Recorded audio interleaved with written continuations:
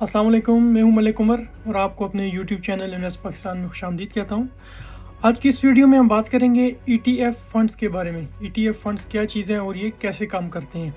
सबसे पहले ये बात कर लेते हैं कि ये होते क्या है, उसके बाद हम बात करेंगे इनके अंदर दो खसूसियात हैं, एक म्यूचुअल फंड वाली और एक डायरेक्ट स्टॉक फंड वाली। और सबसे पहले हम देखते हैं कि ये होते क्या हैं। ETF फंड्स का मतलब है एक्सचेंज ट्रेडेड फंड, और ये पूरे के पूरे इंडेक्स को जो है वो ट्रैक करते हैं।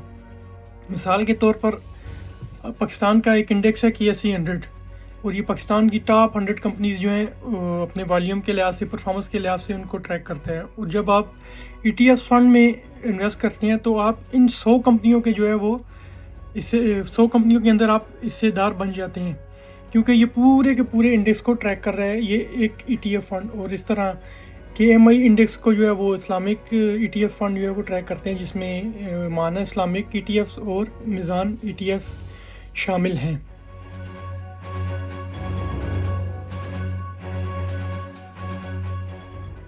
जब हम ETF के अंदर एक यूनिट या एक शेयर खरीदते हैं तो हम सिर्फ वो एक कंपनी का शेयर या यूनिट नहीं खरीद रहे, बल्कि आप उस इंडेक्स के अंदर जितनी भी कंपनियां हैं, 100 हैं, 30 हैं, 20 हैं, उन सारी कंपनियों का जो है वो एक हिस्सा खरीद लेते हैं उस एक शेयर के अंदर।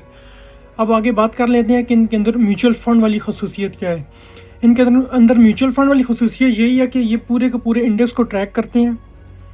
आप जब एक शेयर खरीदेंगे तो आप सिर्फ एक उस कंपनी का शेयर नहीं खरीदेंगे, बल्कि पूरी की पूरी जो उसके अंदर इंडेक्स के अंदर कंपनियां हैं उन सब को आप हिस्सेदार बन जाएंगे। और दूसरी इसकी जो खसूसियत मैंने बात की कि स्टॉक डायरेक्ट स्टॉक वाली, वो खसूसियत ये है कि आप PSX के वर्किंग आवर्स जो हैं इनके अंदर आप इसकी खरीदो फरोख्त कर सकते हैं बनिस्बत म्यूचुअल फंड के, जो कि डे एंड के ऊपर उनका रेट अपडेट होता है, उनका जो प्राइस है।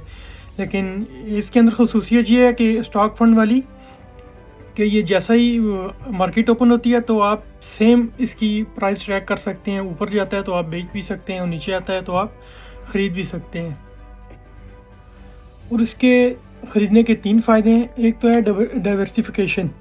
डाइवर्सिफिकेशन का मतलब ये है कि आपका रिस्क जो है वो कम हो जाता है। जब आप डायरेक्ट स्टॉक लेते हैं तो उसकी कंपनी का, कोई कंपनी अगर ऊपर जा रही है तो आपको फ़ायदा है, नीचे आ रही है तो कम है, वो इसमें एक रिस्क वाली बात है। लेकिन जब आप ETF फंड में इन्वेस्ट करते हैं तो इसमें रिस्क की जो है चांसेस कम हो जाते हैं, क्योंकि एक कंपनी तो होती नहीं है, 100 कंपनियाँ हैं। एक की अगर परफॉर्मेंस ख़राब है तो दूसरी 99 की, 98 की, 97 की परफॉर्मेंस अच्छी होगी तो वो उसको बैलेंस कर देता है। जिस कंपनी की परफॉर्मेंस ख़राब है, जिसकी अच्छी है, वो उसके साथ बैलेंस हो जाता है। और दूसरी इनके अंदर एक खसूसियत है कि ये आप कम लागत हैं, ये लो कास्ट है। आपको नॉर्मली जो PSX का रेट है ETF फंड्स का आज की रेट में, वो कुछ 2-3 ETF फंड है जो 100+ हैं, बाकी सारे ETFs वो हैं वो आपको 20, 30, 15 की रेंज में जो है वो पर शेयर उसका मिल जाता है।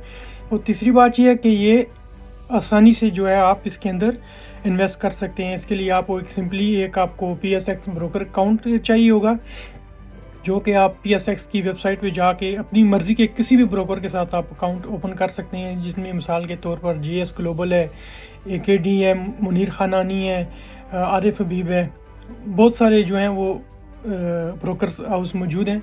तो आप अपनी मर्ज़ी के किसी भी ब्रोकरेज के साथ अपना अकाउंट ओपन कर सकते हैं।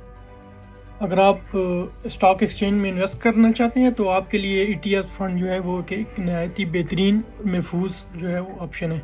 अगर आपको ये हमारी वीडियो पसंद आई है तो इसको लाइक करें, सब्सक्राइब करें।